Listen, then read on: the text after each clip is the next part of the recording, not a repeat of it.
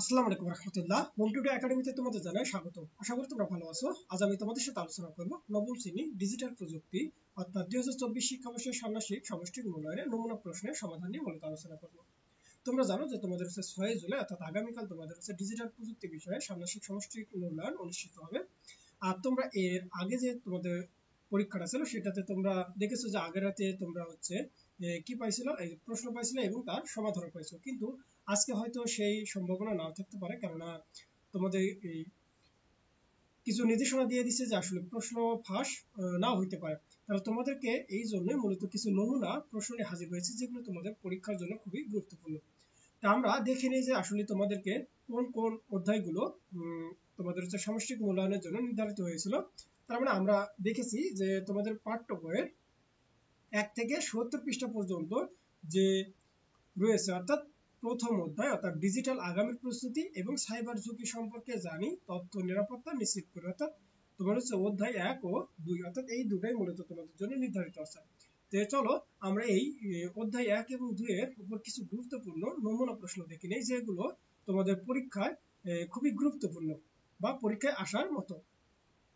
তাহলে আমরা সর্বপ্রথম নমুনা প্রশ্ন হিসেবে একটা নিতে পারি যে এখানে কি বলা আছে যে ফেসবুকে একটি ভিডিও ভাইরাল হয়, যেখানে দেখা যায় যে রাস্তার পাশে একজন অসুস্থ হয়ে পড়েছে। তারপরে একজন লোক তাকে সাহায্য করার চেষ্টা করছে এবং লোকটি অসুস্থ ব্যক্তিকে একটি নির্দিষ্ট ওষুধ খাওয়ান এবং এরপর সুস্থ ব্যক্তি অর্থাৎ অসুস্থ ব্যক্তি কি হয়ে যায়, সুস্থ হয়ে যায়। তাহলে এখানে কত জানতে চাচ্ছে কি যে অসুস্থ ব্যক্তিকে খাওয়ানো ওষুধটি তাকে সুস্থ করেছে কিনা, এই তথ্যের সত্যতা যাচাই করার জন্য তুমি কি কি তথ্য সংগ্রহ করবে তার কি দাও, যুক্তি দাও। তাহলে আমরা কি বলতে পারি যে নমুনা উত্তরে যে অসুস্থ ব্যক্তিকে খাওয়ানো ওষুধটি তাকে সুস্থ করেছে কিনা এই তথ্যের সত্যতা যাচাই করার জন্য নিম্নলিখিত তথ্য সংগ্রহ করা যেতে পারে। তাহলে 1 নম্বর বলতে পারি যে ওষুধের নাম এবং উপাদান, অর্থাৎ যে ওষুধটি খাওয়ানো হয়েছে তার নাম ও উপাদান জানা প্রয়োজন এবং এর মাধ্যমে জানা যাবে যে ওষুধটি কি ধরনের অসুস্থতার জন্য ব্যবহৃত হয়। তারপরে 2 নম্বর আমরা বলতে পারি যে অসুস্থ ব্যক্তির সঠিক অবস্থা এবং সুস্থ ব্যক্তির শারীরিক অবস্থা ছিল কি এবং তিনি আসলেই কোন সমস্যায় ভুগেছেন তা জানা প্রয়োজন এবং এতে বোঝা যাবে যে ওষুধটি তার সমস্যার জন্য উপযুক্ত ছিল কিনা।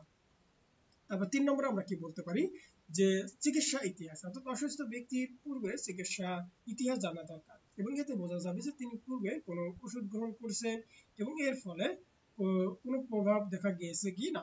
তারপরে 4 নম্বরে আমরা বলতে পারি যে স্বাস্থ্য বিশেষজ্ঞের মতামত, অর্থাৎ একজন স্বাস্থ্য বিশেষজ্ঞ বা চিকিৎসকের মতামত জানা প্রয়োজন। তারা এই পরিস্থিতিতে ওষুধটি উপযুক্ত কিনা এবং এটি দ্রুত প্রভাব কতটুকু যুক্তিযুক্ত তা ব্যাখ্যা করতে পারবে।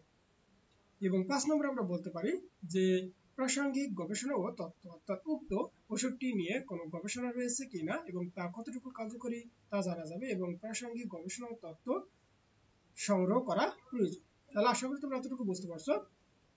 এইবার তোমাদের জন্য আরেকটা নমুনা প্রশ্ন হতে পারে যে সাইবার হামলা সম্পর্কিত একটি সংবাদ পড়ে তা বিশ্লেষণ করে এবং এটি কি ধরনের হামলা ছিল এবং কিভাবে ঘটেছে, ফলে এর প্রভাব পড়েছে এবং এই ধরনের হামলা থেকে রক্ষা পাওয়ার উপায় নিচের একটি প্রতিবেদন তৈরি করো। তার মানে আমরা এই যে কি বলতে পারি যে নমুনা সমাধানে যে সংবাদের শিরোনাম হবে কি যে বাংলাদেশকে লক্ষ্য করে একটি সাইবার হামলা।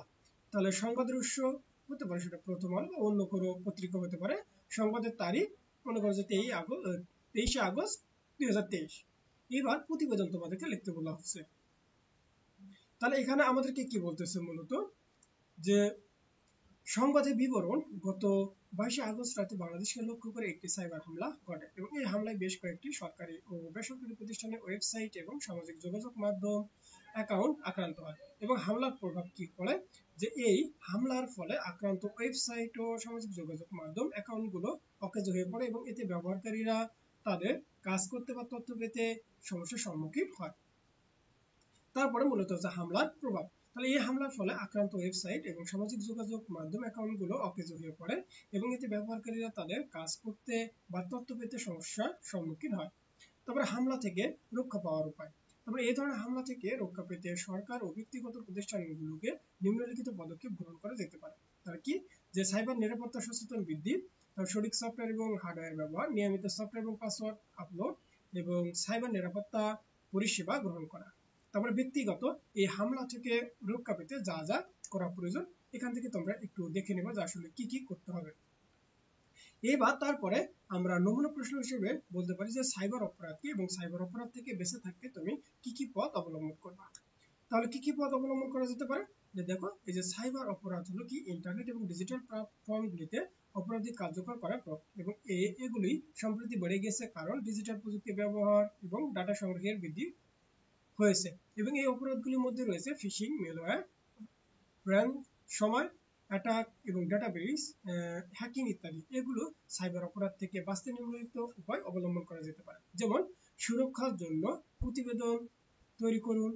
তারপরে আমরা আরো কি করতে পারি, যে সুরক্ষা সফটওয়্যার ব্যবহার করুন। তারপরে সঠিক পাসওয়ার্ড ব্যবহার করুন। অর্থাৎ এই সকল কাজ করলে মূলত আমরা কি করতে পারি, এই কোথা থেকে মূলত এই যে সাইবার যে অপরাধ রয়েছে সেখান থেকে আমরা খুব সহজে কি পাবো, রক্ষা পাবো। এবার তারপরে যদি আমরা নিচের দিকে যদি তাকাই, এখানে আমাদের দেখো একটা কি বলতেছে, এখানে যে এখানে একটা নমুনা প্রশ্ন হিসেবে নিয়েছি কি, যে বিদ্যালয়ের ওয়েবসাইটের বৈশিষ্ট্য বিশ্লেষণ ও প্রকাশনা প্রণয়ন। তাহলে এখানে আমাদের হচ্ছে কি হবে, যে দলীয়ভাবে শিক্ষার্থীরা নিচে কাজগুলো করবে। অর্থাৎ দেখো প্রথমত কি করবে, যে শিক্ষার্থীদের কয়েকটি দলে ভাগ করে দিয়ে তাদের নিজেদের বিদ্যালয়ের ওয়েবসাইট সম্পর্কে তথ্য অনুসন্ধান করতে দেওয়া এবং প্রত্যেকে তথ্য সংগ্রহ করার ক্ষেত্রে অবশ্যই নিজেদের বিদ্যালয়ের কার্যপ্রণালী এবং একাডেমিক ও প্রশাসনিক ব্যবস্থাপনা বিবেচনা করে তথ্য সংগ্রহ করবে। এক্ষেত্রে দল অনুযায়ী কিছু নির্দিষ্ট কাজ তাদের অনুসন্ধানে পরিধি নির্ধারণ করে দেওয়া যেতে পারে। যেমন তোমার হচ্ছে দল ক এর জন্য নির্ধারিত কাজ, তোমরা একটু কাজগুলো এখান থেকে একটু দেখে নেবে যে আসলে দল ক এর কাজগুলো কি কি। তারপরে মূলত হচ্ছে দল খ এর কাজগুলো, অর্থাৎ দল খ কে আমরা কোন কোন কাজগুলো দিয়েছি তোমরা এখান থেকে একটু পড়ে নেবা। তারপরে দল গ, হ্যাঁ, দল গ এর কাজগুলো কি কি হতে পারে দেখো এখানে সব বলা আছে, তোমরা এখান থেকে একটু পড়ে নেবে এগুলো। তারপরে আমরা যদি নিচের দিকে যদি যাই, এইবার হচ্ছে 3 নম্বরে বলতে পারি কি, যে এই যে ডিজিটাল প্রেজেন্টেশন, দেওয়ালিকা, চিত্র প্রদর্শনী, অডিও ভিডিও ইত্যাদির মাধ্যমে প্রকাশনাটি প্রস্তুত করবে এবং প্রকাশনার জন্য কন্টেন্ট প্রস্তুতে ডিজিটাল প্রযুক্তি ব্যবহার নিশ্চিত করতে হবে। এবং মূল্যায়ন হিসেবে দিন প্রকাশনার কন্টেন্ট তৈরির জন্য শিক্ষার্থীরা 3টি সেশন পাবে। অর্থাৎ তোমাদের যে এখানে কাজগুলো রয়েছে সেগুলো এখানে ভালোভাবে বলা আছে, তোমরা একটু দেখে নেবে 4 নম্বরে কি কাজ রয়েছে, তারপরে 5 নম্বরে কি কাজ রয়েছে, তোমরা এখান থেকে একটু এগুলো পড়ে নেবে। হ্যাঁ, তারপরে আমরা নমুনা প্রশ্ন হিসেবে আরেকটা নিতে পারি, যে সামাজিক যোগাযোগ মাধ্যমে বা ফেসবুকে একটি ভিডিও ছড়িয়ে পড়ে যেখানে দেখা যাচ্ছে যে একজন পুলিশ কর্মকর্তা একজন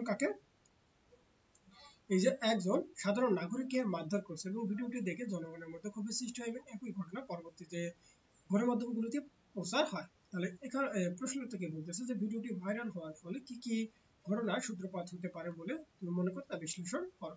তার মানে আমরা কি বলতে পারি, যে একটি ভাইরাল ভিডিওর ফলে যে ঘটনাগুলো সূত্রপাত হতে পারে তা সেগুলি হতে পারে যেমন হচ্ছে অভিযোগ ও অনুসন্ধান, তারপরে পুলিশ ও প্রতিক্রিয়া, সার্ভেলেন্স, তারপরে সামাজিক দুর্বলতা, সাধারণ নাগরিকের সংস্থা কর্তৃক অভিযোগ, তারপরে সরকারি প্রতিক্রিয়া ইত্যাদি বিষয় হতে পারে।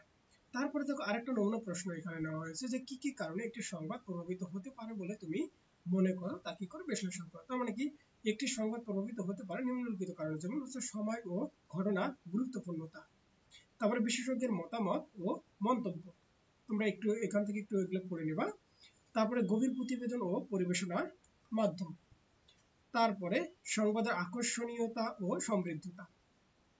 তারপরে আমরা আরেকটা যদি নমুনা প্রশ্নের কথা বলি, যে এই যে সোশ্যাল মিডিয়া প্রোফাইল হ্যাকিং এর প্রতিরোধের উপায় কি কি হতে পারে, তা দলগতভাবে পোস্টটা তৈরি করা। যেমন নমুনা সমাধান হতে পারে কি, যে দুর্বল পাসওয়ার্ড ব্যবহার না করা, সন্দেহজনক লিঙ্ক এড়িয়ে চলা, তারপরে সোশ্যাল মিডিয়ার জন্য আলাদা ইমেইল ব্যবহার করা, নির্দিষ্ট সময় পর পর পাসওয়ার্ড পরিবর্তন করা, টু স্টেপ ভেরিফিকেশন সচল রাখা এবং অ্যাকাউন্ট অ্যাক্টিভ খেয়াল রাখা, ফ্রি ওয়াইফাই ব্যবহারে সতর্ক হওয়া এবং যত্র লগ ইন করা থেকে কি করতে হবে, বিরত থাকতে হবে। এইবার তারপরে আমরা আরেকটা নমুনা প্রশ্ন হিসেবে নিতে পারি, যে একটি গণমাধ্যম সংস্থা একটি নতুন গবেষণার ফলাফল প্রকাশ করেছে এবং যাতে বলা হয়েছে যে সামাজিক যোগাযোগ মাধ্যম ব্যবহারকারীদের মধ্যে ভুল তথ্য ছড়ানোর প্রবণতা বেশি। তাহলে কত বলা হচ্ছে যে সামাজিক যোগাযোগ মাধ্যমে ভুল তথ্য ছড়ানোর কারণগুলো কি কি, তারপর সামাজিক যোগাযোগ মাধ্যমে ভুল তথ্য ছড়ানোর অপরাধগুলোর জন্য কি কি পদক্ষেপ নেওয়া যেতে পারে তা কি করে বর্ণনা করা। তার মানে আমরা উত্তরে কি বলতে পারি যে আমরা এবার উত্তরে বলতে পারবো যে কি বলতেছে যে সামাজিক যোগাযোগ মাধ্যমে ভুল তথ্য ছড়ানোর বেশ কয়েকটি কারণ রয়েছে, যেমন তথ্য সংগ্রহ ও যাচাইয়ের অভাব, তারপর সামাজিক যোগাযোগ মাধ্যমে তথ্যগুলো খুবই দ্রুত ছড়িয়ে পড়া, তারপরে ব্যবহারকারী প্রায়শই তথ্যগুলো সংগ্রহ এবং যাচাই করার আগে সেগুলো শেয়ার করে দেয় এবং এর ফলে ভুল তথ্য ছড়ানোর সম্ভাবনা বেশি। তারপরে মূলত হচ্ছে মানুষের প্রবৃত্তিকে একটু পড়ে নেওয়া, তারপর হচ্ছে ব্যক্তিগত ও রাজনৈতিক উদ্দেশ্য থাকতে পারে। তারপর আরো কি থাকতে পারে যে সামাজিক যোগাযোগ মাধ্যমে ভুল তথ্য ছড়ানো রোধ করার জন্য নিম্নলিখিত পদক্ষেপ নিতে পারি, যেমন ব্যবহারকারীদের সচেতনতা বৃদ্ধি করতে হবে, তারপরে তথ্য যাচাইয়ের সুযোগ বৃদ্ধি করতে হবে, তারপরে সামাজিক যোগাযোগ মাধ্যমে নিয়ন্ত্রণ করতে হবে ইত্যাদি হতে পারে। তারপর আরেকটা নমুনা প্রশ্ন দেখো এখানে দেওয়া আছে যে একটি প্রতিষ্ঠান তাদের ব্যবসায়িক কার্যক্রমের বিভিন্ন দিক সম্পর্কে তথ্য সংগ্রহ করছে এবং তারা এই তথ্যকে উপস্থাপন এবং ভিজুয়ালাইজ করার জন্য এক্সেল ব্যবহার করতে চায় এবং এক্সেলে বিভিন্ন ধরনের ডাটা উপস্থাপন করা যায়। যেমন কত বলতেছে যে ডেটা উপস্থাপনের সময় প্রতিষ্ঠানটি কোন কোন বিষয় বিবেচনায় রাখতে হবে। তখন আমরা উত্তরে কি বলতে পারি যে ডেটা উপস্থাপনের সময় প্রতিষ্ঠানটি অবশ্যই নিম্নলিখিত বিষয়গুলো কি করতে হবে, মাথায় রাখতে হবে। যেমন ডেটার উদ্দেশ্য কি তা মাথায় রাখতে হবে, তারপরে ডেটার পরিমাণ এবং জটিলতা কি এটা মাথায় রাখতে হবে, তারপর ডেটার সঠিকতা বা নির্ভরযোগ্যতা, তারপরে ডেটার স্পষ্টতা বা এবং সংক্ষিপ্ততা। এবার তারপরে আমরা নমুনা প্রশ্ন হিসেবে আরেকটা নিতে পারি যে কোনো ঘটনা পর্যবেক্ষণের মাধ্যমে সত্য অনুসন্ধানের ক্ষেত্রে বিভিন্নভাবে পক্ষপাতিত্ব কাজ করতে পারে। এই ক্ষেত্রে পক্ষপাতী এড়ানোর জন্য কি কি পদক্ষেপ গ্রহণ করা যেতে পারে এই বিষয়ে তোমার মতামত দাও। তার মানে এই যে সত্য অনুসন্ধানের ক্ষেত্রে পক্ষপাতিত্ব সাধারণত কিছু পদক্ষেপ নেওয়া হতে পারে যা নিম্নলিখিত হতে পারে, যেমন তথ্য নির্বাচনের অগ্রাধিকার, তারপর হচ্ছে তথ্যের অকুশিমত ব্যবহার, তারপরে প্রমাণ বা সমর্থন নির্মাণ, তারপর সংবাদ স্পন্সরশিপ বা বিপণন, তারপরে অপসারণ এবং সাংবাদিক অভিবৃদ্ধি। তাহলে আশা করি তোমরা বুঝতে পারছো। তোমরা অবশ্যই এই নমুনা কোশ্চেনগুলো একটু ভালোভাবে দেখে যাবো যাতে এই টাইপের কোনো কোশ্চেন আসলে যাতে তোমরা উত্তর দিতে পারো। তাহলে আশা করি তোমরা বুঝতে পারছো। তাহলে আজকের মতো এই পর্যন্ত। তোমরা সকলে ভালো থাকবে, সুস্থ থাকবে। আল্লাহ হাফেজ।